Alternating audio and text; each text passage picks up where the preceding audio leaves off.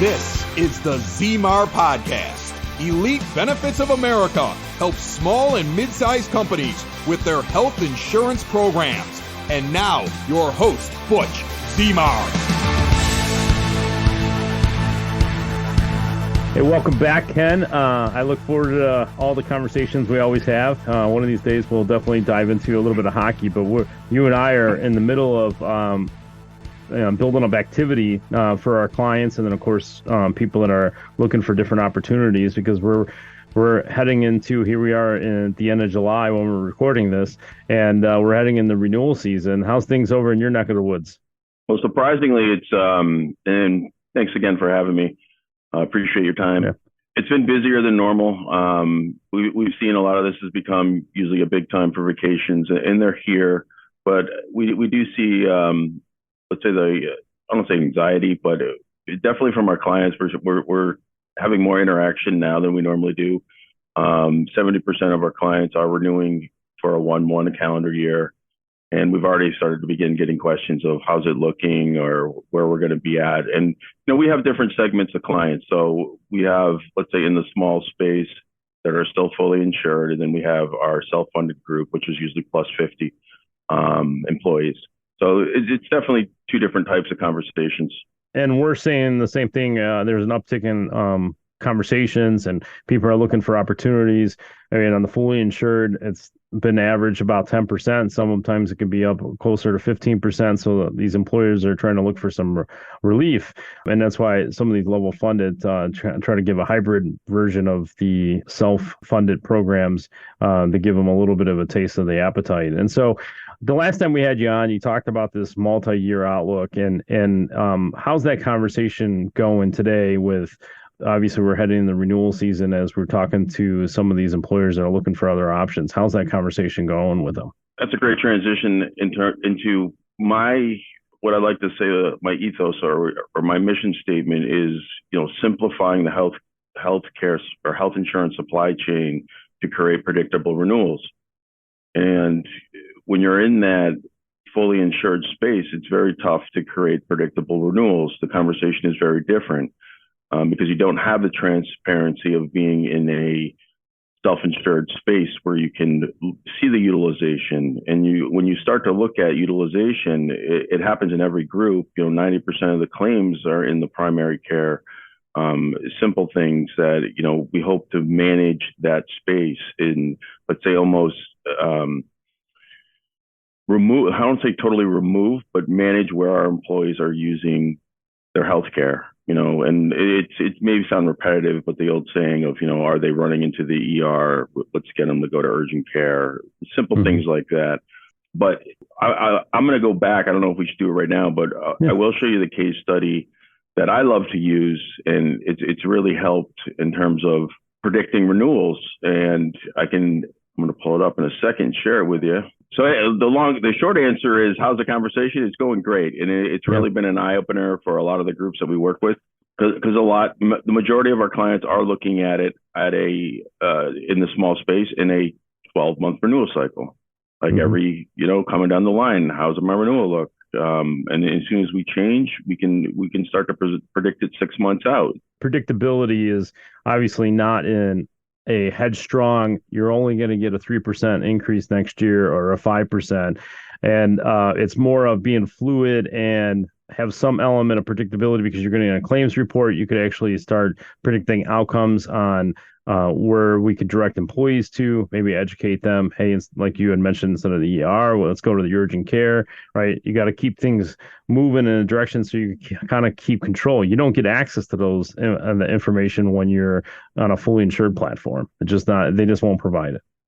Correct. And before we jump into moving, let's say, funding mechanisms, let me just back up and just go fully insured. You're fully insured right now. Well, what am I looking at? I'm always looking at how we can cost control. And a lot of times I ask, let's say, new prospective clients, I said, do you know what other fees you're paying for? And many times they don't. I say it could be as simple as asking, like, what about your COBRA administration? Do you know how much it costs? What other, are you getting funds from the carrier to have a wellness initiative? Little things like that are things that you can focus in on the fully insured world. I just moved a group and using one of our GAs. a general agent. And the reason is for $10 a month, so $120 a year, they're getting COBRA administration, they're getting onboarding, an enrollment platform. And for a small group, all those numbers, those all add up. And those are all things. And I said, we're still going to stay fully insured because it's the right fit for you. But all those additional fees versus $10 a month, they said this is a no-brainer. So those are some things that we like to cost control in terms of looking at a small group that's fully insured. When we transition, this group is 28 employees, and this is, let's say low. I trended the fully insured in the bold orange, the darker orange, of a 6.18%, and I did that by taking 68 health fully insured rates have increased 68% over the last 11 years. So I just divided it, and that's how I got the 6.18. And we both know that if we're in that fully insured space, we're getting higher rates than that.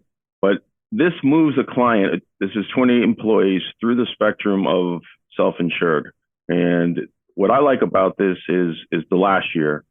If we were to just look at this year by year and we were to deliver a 14% increase, the client may look to leave us because they're only looking at that 1 year. But if I showed them this throughout the last 5 years, I mean, the savings is dramatic. Almost $1 million when you look at it that way. It's $709,000. I mean, those are huge numbers. So when they look at this, and we delivered this, we told them that the 14% renewal in year 2023, this year, was coming down the line because we had a bunch of big claims and we knew it was coming. And they said, you know what, we're 100% okay with this. So this is a very nice example of how changing a funding mechanism in a small group, 28 employees, can deliver a huge financial impact to the company. I love the way you put this together. We have groups that we have not put together a chart like this, make it a visual. But every year they're like, can you shop that other plan again, just in case it's cheaper to go back? And I'm telling you, just like your chart here, that every time we evaluate it, the fully insured is always higher. And so even though you're getting increases on the self-funded or level-funded programs, you're still going to get increases no matter what. There's medical trends, you have employee aging on the plan, you're going to have an increase. And so, but it'll beat the trend that you're currently on if you just stay put, just because you're married to a logo or because it's easier to stay versus the change.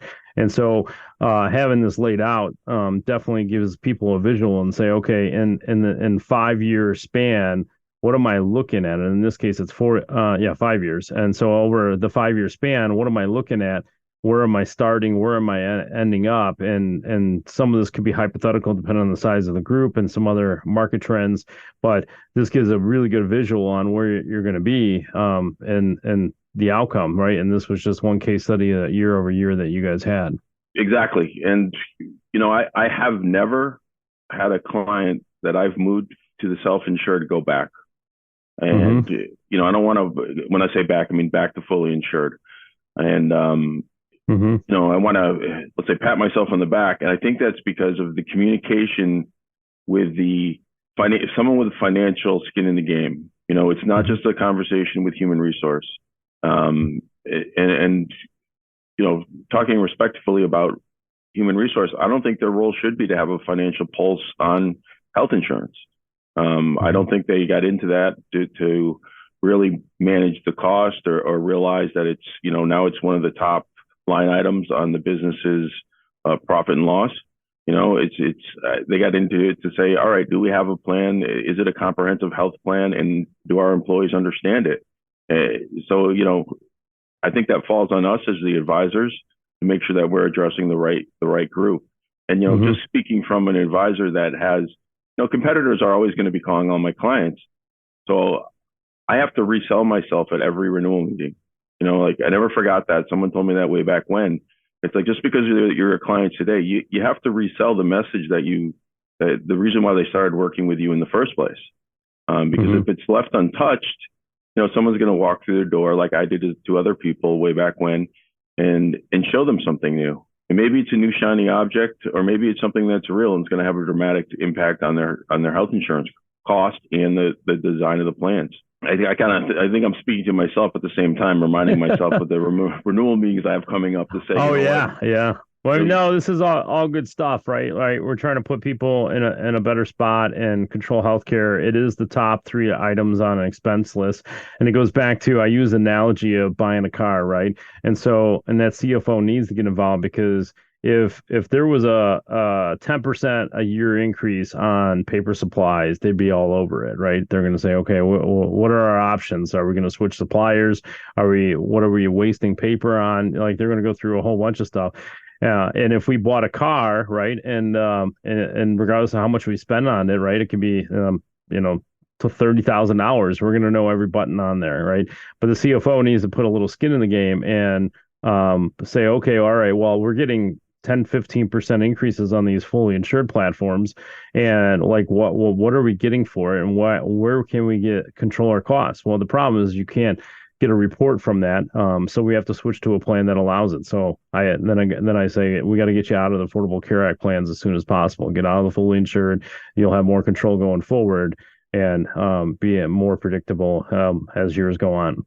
So I 100%. I stopped sharing that, and I think I know we're jumping from back and forth, fully insured to self-insured, but going back, I don't think that most of our clients or most of the employers out there that are fully insured understand what's going on under the hood, meaning that the insurance they're paying for, it's paying providers 3 to 6 times a fair rate of reimbursement.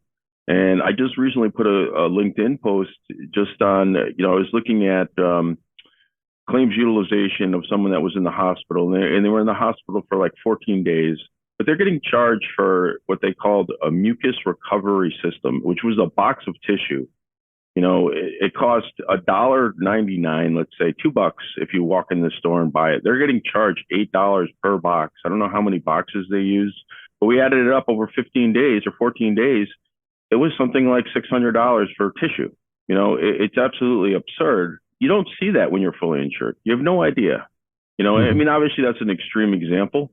But when we start to talk about bigger things, when we talk about, let's say you did the reference to a car, we know exactly what we're buying when we get the car, or why, why are we paying more for, let's say a Toyota Camry compared to, let's say a Porsche. We know there's big differences and we're okay with it. With health insurance, we don't have the option to see why we're paying more when we're fully insured. And, I think it's the business itself has created that problem. There's no one to blame. You flip it and you put yourself on the carrier side and you're running that business. Hey, your increases are great. Your business is running well. Why change it? I don't think there's anyone to blame but the industry itself.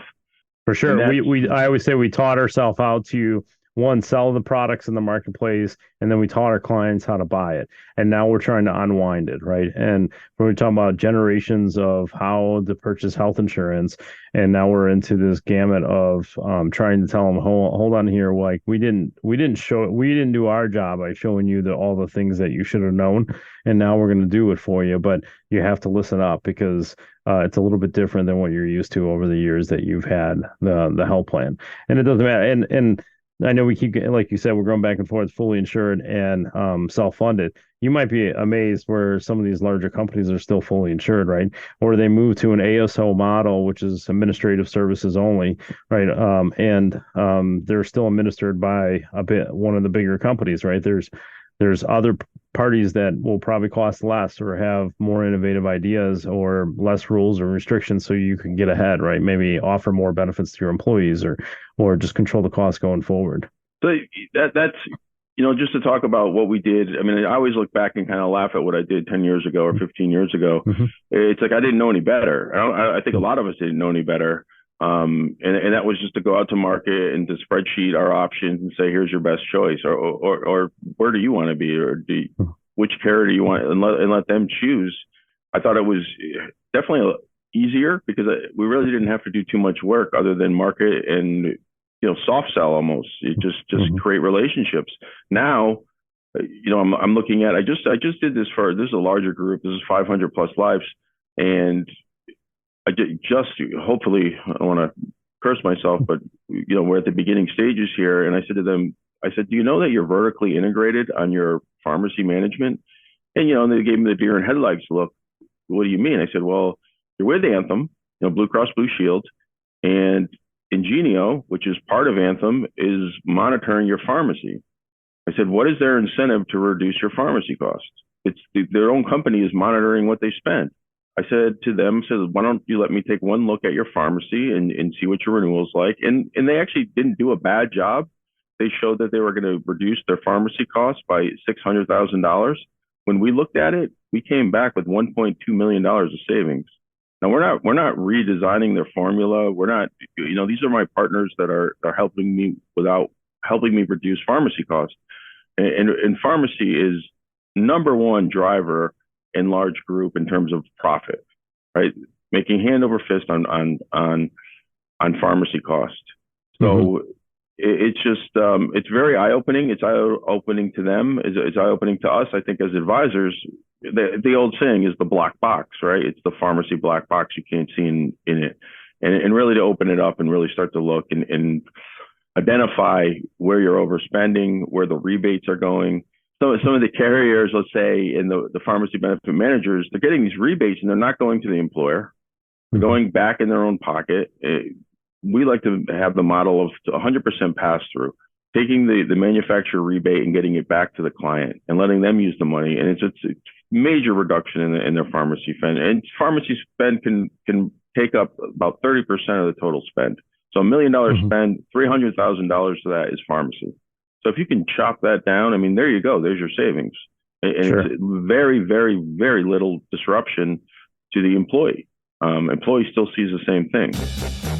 Listen up. Butch wants to give you your own Elite Benefits playbook, and it's absolutely free. From business strategy to benefits strategy. Every step from the start through implementation, account setup, and open enrollment. Working through service requests and the process of renewals. A valuable look at your company, your insurance options, and how to make the process easier on you. Go now to elitebenefits.net/playbook and get your free Elite Benefits Playbook, or give Butch a call today, 708-535-3006. Some people are like, well, I don't have any reason to shop around or look at it. It was never presented that way.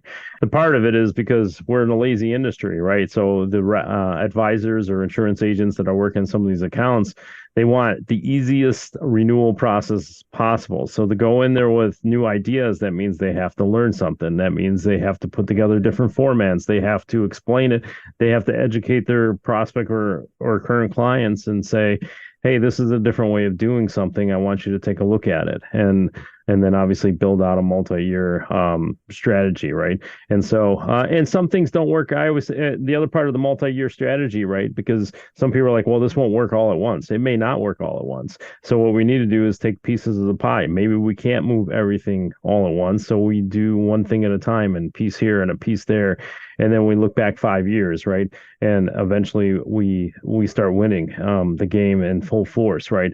We only do small wins along the way. And so that's an advantage of maybe leaving the current legacy broker that's maybe not be able in a position to do anything, and then start moving pieces over to a newer agent that's able to save money and get you guys ahead. I think you hit it on the head right there. By letting the client or prospective client know that, you know what, here's 5 options. We're not going to implement all this in 1 year.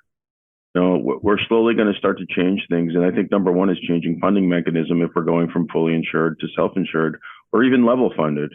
I used to be a big proponent of level funded, and I'm not so much now. I almost like to say it's like that old saying of just rip the Band-Aid off, don't pull it off slowly. Let's just get all the way into self-insured. And if, the number one reason is that they don't want to do it or they're apprehensive, it's usually a lack of education. And, I take 100%, let's say, blame. I said, I think that should fall on me or us for not communicating it or not fully educating them. And to do that, we have to jump away from touching base 90 days before renewal. We really got to start to have to communicate that message 6 months out and say, this is what we're thinking about doing, and I want you to start to get put your head around it now. Because if you start to talk about it 90 days out, their business is going on. There's so many moving parts. And then all of a sudden it gets closer and closer. You got to make a decision. And what do? They revert back to what's easy. Let's just take the renewal, negotiate it, give us what you can do. Yeah, and I think there's a lot of people that may be listening to this. Just to recap some of it, is that they're on a level funded now. I always thought, in my mind, is level funded is could be a stepping stone, right? Some people are a little hesitant, but they want to get access to some things. But I think larger groups that you're referring to, 500 plus employees, they need to make the jump because they have more control. They need access to certain things in order to make things work. And by dismantling some of the parts, you're able to piece it back together to some ways customize, but control those costs going back together. Yeah, I don't want to sound like I'm totally, let's say, saying level is not the way. I still think level funded is better than being fully insured. I'm really focused on 50 plus employees is my major target. I mean, I love to live around 150. I mean, I usually found I get the best communication with the employer in that space. I really get away from the whole RFP process every 3 years, or as soon as you go larger, there's so many more. There may be a board, or there, all these. Who knows somebody in the board, and you're in this position of all the work that I've done for the last few years may be pushed right out the door because of a relationship that I don't have, let's say, control, or I don't have an influence in. So that's why I truly love that mid-market space. I feel like I can get a CFO, I can get an owner in a meeting with an HR person and really communicate back and forth. I just want to backtrack real quick. I just want to show you. This is a case study of a pharmacy group. This is a large group, 947. But this is something I did 2 years back. So this is what I was referring to. What is it? 947 employees were insured. They're with Anthem, Blue Cross Blue Shields, for both their medical and pharmacy. So it's bundled together. What we call is vertical integration, right? It's a fancy name for the fox watching the hen house, right? And so this is where they came back on their initial RX renewal offer. It was a 13% savings. Employer says, all right, that's great. That's $669,000. That's pretty nice. So what I did was we went back and looked at it with the right partners, and we got them almost 23% savings, which equaled $1.14 million. I mean, that was an eye opener for them. It was the reason why I won the business. And, it truly shows in multiple levels. Again, we're jumping from small group way to a large group. Yeah. But this is, you want to talk about real numbers? Is $1 million a real number that's going to really impact their business? Of course it is, 100%. So I think there's so much of that going on inside a self-insured group where they think they're doing the right thing. They may say that, hey, we've done a pharmacy contract review. I said, well, who'd you do it with? Yeah. You did it with the person there's no incentive for them to reduce the cost. There's another one that this is again, I've been at Relation for a year and a few months. This is what I did prior to being here. This is a group down in New Jersey, 400 lives. And we could just go right down to the bottom, but I'll summarize the top. We were doing traditional cost shifting, right? Every year, changing plan designs, pushing the high deductible plans. These employees, it's a manufacturing group. They're making, let's say, medium income, probably around $75,000, $100,000 in that space. Maybe that's on the higher side, but pushing a high deductible plan, all it was doing was discouraging the employees for using their health care because they didn't want to pay out of pocket. So finally, we got to the point where we needed to do something to change this because we just couldn't take the constant renewal. And all we did was change them from fully insured to self-insured. I mean, I promised them, I think the initial was up here at 15%. Now, I won't say I promised them. I said the initial analysis was 15%. When we finally did it, we had a better, we had a total reduction of 25%. So they went from spending $3.8 million to 2.8. Cost reduction just under $1 million, 25%. And what we did with that is, instead of just the employer taking the savings, is we changed plan designs away from high deductible plans back to copay, a traditional plan. We still had the high deductible plan as an option, but it wasn't $5,000 out of pocket. It was $2,000. It was something that was manageable. So can this be done with the right group? Yes, it can. And it falls back on us, the advisor. We need to communicate. We need to educate. and not just our HR person. We need to educate the CFOs, the owners of the company, the people that have financial skin in the game. Definitely good information to leave a note on. This is great as we're getting into, or we have been in the renewal. Like you said, they should be looking at 6 months out, which is right where we're at now. So a lot of the early adapters, if you want to call it that, for the renewal are starting right now, and then it's just going to pick up steam. All good stuff. So on this podcast, we'll have Ken's contact information. Anybody that wants to reach out, I'll have mine too. I'm Butch Zemar. And so we'll do more of these as we move through the renewal process for our clients, and as well as those other employers that are looking for other options. So that way you have a reference point. And then, of course, if you need any guidance or help with it, I appreciate your time, Ken. Thank you. Appreciate it.